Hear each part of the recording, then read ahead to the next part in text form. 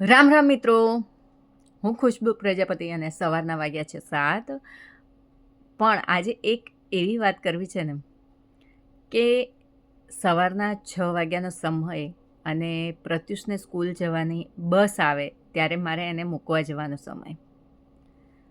તો આજે એક વસ્તુ મેં નોટિસ કરી કે આમ આપણા જેવા મનુષ્ય આવી ઠંડીની સિઝનમાં એમ જ થાય કે ઓઢી અને સૂઈ જઈએ, ઉઠવાની ઈચ્છા ના થાય, આળસ આવે.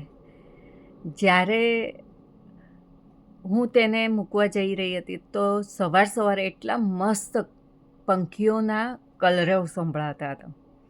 બધા અલગ અલગ પંખીઓ સરસ ગુંજન કરી રહ્યા હતા. ત્યારે મને એમ થયું કે આટલા નાના જીવ આટલા વહેલા શા માટે ઉઠી જતા હશે. પણ તમે જોયું હશે કે પંખીઓ કોઈ પણ સિઝન હોય, ચોમાસું હોય, ઉનાળો હોય કે શિયાળો હોય, દરેક સિઝનની અંદર આટલા વહેલા ઉઠી જ જાય છે. અને તમે 4 વાગ્યાથી ઉઠી અને બહાર નીકળશો ને તો પંખીઓનો મધુર અવાજ તમને સંભળાશે અને એ સાંભળી આપણું મન પ્રફુલ્લિત થઈ જાય છે. તો આપણા જેવાને આળસ આવે છે, પણ આવડા નાના નાના જીવને ક્યારેય આળસ આવતી નથી. તે સમયે ઉઠી જાય છે અને તેમનું મધુર સંગીત રેલાવતા રહે છે.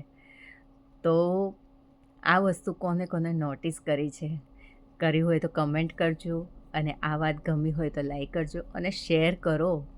ધન્યવાદ.